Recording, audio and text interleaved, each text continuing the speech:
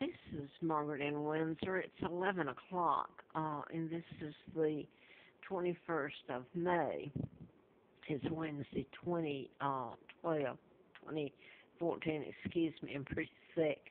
Um, if you followed me the last few days, especially, I'm just going to make this brief. I wrote a book, medical malpractice book, MD License to Kill, about mind control and how you can modify behavior agencies or whoever's using it. Nowadays, it's so updated and advanced that even corporations can use it. But anyway, you can program people to do whatever the programmer wishes. I wrote about Larry McDonald, U.S. Congressman, doctor, and murders that happened at Piedmont Hospital in Atlanta. And had a letter from the FBI on June the 23rd of 79. Now then, I am allergic to chemicals. I have a immune disorder. And what makes it so bad is if I inhale, that's the problem. You have to breathe. And if I'm around certain chemicals, especially if it's in your home or your apartment, if it's small like this one is, or your car and you're in there all the time, then there's no cure for it. You either have to get away from it or suffer the consequences, however bad you're allergic to the substance. In 83, when Larry McDonald, the congressman, doctor's plane went down, it was shot down, the Korean jetliner with all passengers aboard, I'd written about him and mind control, and had antifreeze put in me, quite frankly, April the 1st of 80, and was supposed to have died, gone to coma and died, and I was taken across the state line in a bad condition, and went to work a few months later for the district attorney, Fred Simpson. Passed a background check, etc., as required. Now that I'm skipping, because I've tried to put the things down, it's an ongoing laws being broken against me. My jobs were shut down, so I'm going to just jump to when I came here in 86 to Roanoke. And let me say this, the Virginia Tech shootings where 33 were killed, you've got the psychiatrist at Fort Hood, the shooter, was from Virginia Tech, but that's not, makes it mind control. Mind control is hard to prove. It's not visible, so it's an invisible murder weapon. Now then, you can use it to create illnesses or cure them. And this is something they don't tell you about even if you Google or go on YouTube and search it. So anyway, they can make a person commit suicide, and it's murder by mind control, and it's ruled suicide. How do you prove it? Now then, when I came here to Roanoke, I ended up having to live on the Appalachian Trail. My jobs were gotten to everything. I froze, I starved, and people are afraid of it, and quite frankly, they don't care. I would pull out Hustler magazine, I carried it, because Larry Flint had flown me out there. He had been shot in Lawrenceville, Georgia, and the person programmed to shoot him and kill his attorney. So I was flown out there during that campaign to replace Larry McDonald, and he wrote me up in Hustler magazine an endorsement and said that I knew who was responsible for his shooting, etc., etc., and that they had made a pauper out of me.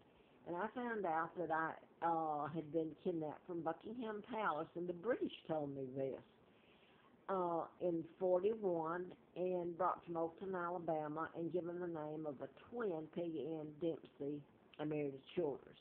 Both twins, Peggy and Carl, had been killed by their mother, and it was a pigsty. I've put all this in other videos, and the last ones I've put up the birth certificates, and I've shown how they even changed the date of birth on there to coincide with the one they gave me, the mark through it, etc. Now then, back to the immune disorder.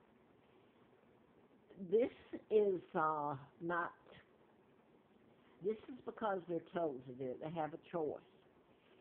The law enforcement, I got a letter from the FBI, I remember, in Atlanta, and ended up a few months later having antifreeze put in me. And the letter they sent was national security involved, ongoing investigation. I thought it was the book. I didn't know I'd been kidnapped at that time. So now then, all these years since then, I have been soaked wherever I went. I'd try to leave, and I was run back here to Roanoke. So my immune system over the years, I mean, it can make you really sick. And the inflammation, especially if you can't get away from it, I have to leave and go somewhere else to try to get away from it, and that's impossible. And people don't want to believe this can happen. Well, I can't go to a cop. I went to a cop once in, what was it, 95. I managed to save up some money from doing a live-in. I couldn't get jobs. I'd work for doctors and the district attorney. And I paid a month, and it was a Patel's out in Budget Inn out in Troutville near here, near the Appalachian Trail. And I paid a month and hoped to rest and find another job. Instead, he came up, and this is Roanoke, Virginia, and said he was going to start painting, etc.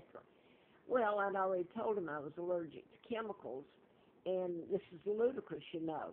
And instead, I called the cops because he was going to come on in anyway. They told me to leave. He pretended he was going to handcuff me, and he put his hands behind me, so I don't know. I thought he was. So he left, and he told me I was the one that would leave, and I said, well, can I get part of my money back? And the Patel said, well, the policeman, too, said no. And he left, and Patel said, we're Americans now. We have to do what they tell us to do. And I'm going to quote this real quick in case it's about to go out. When I came to Affordable in I'm having trouble because yesterday, I'm going to just forego it. A state trooper brought me to the Affordable. I mean, I stayed in a lot of the places here, and same things happen. And it can be proven. I've put it on YouTube and everything. But I went there in '09, August, because a Virginia State Trooper took me down because he was host there, he and his wife, and during the night, fuel had been poured on my tent. Well, what happened, it looked like a nice gesture. They brought me down to Affordable off Starkey Road, and when they left, I stayed there 17 months and was so sick and my immune system depleted. That affects your kidneys, your liver, everything. And his wife, Linda, said before she left, this is how we run you with chemicals. And she said, we're Americans, we're above the law. Now that I'm at a corporate suite here in Northern Drive, and this is political. They demanded to come in like they have in the past, and I'm so sick at this point, I've developed shingles because of my immune system being so low and stress over it and everything, and that causes nerve damage besides vertigo and everything else. So anyway, I asked them to please, they demand to come in and clean once a week whether you want it or not. I told them, I showed them medicine, that there's never been a time they weren't aware. They chose to do this to me, and it's assault and getting into a conspiracy, and they should be locked up. Okay, I could go on with it. I was so sick I passed out a couple times, whatever they put in here. They got on the floor, and how much do they have to clean after me? I clean up after myself. And I won't go through all that. I got a letter, or she came to the door. Monday was a week ago and told me I had to leave. Excuse me, it was on Tuesday when my rent was up last week, a couple of days later. And I said to her, and she knew how sick I am, all they had to do was comply with me like they would with any human being.